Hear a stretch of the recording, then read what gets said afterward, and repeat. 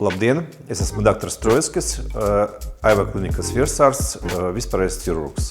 Žultsakmeņi nerodās vienā dienā, viņi var veidoties, ja cilvēks pieturas pie nepareiza uztura vai viņam ļoti ātri kritas svars. Pacientiem vajag pievērst uzmanību tad, kad viņam parādās regulāras sūdzības. Pirmkārt, sāpes labajā pāriebē vai pakrotē, slikta duša pēc ēšanas vai stipras sāpju lēkmes.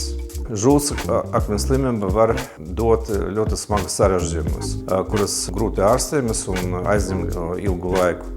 Tāpēc vajag savlaicīgi padomāt, vai vajag viņus operēt vai nevajag. Labā ziņas ir tādas, ka AIVA klinikā mēs varam piedāvāt mūsdienīgu pieejamu operāciju žultspušu izņemšanu laparoskopiskā ceļā. Ja jūs zināt, ka jums ir žultsakmeņa slimība, tad jūs droši varat pieteikties pie mūsu operējušā ķirurga AIVA klinikā.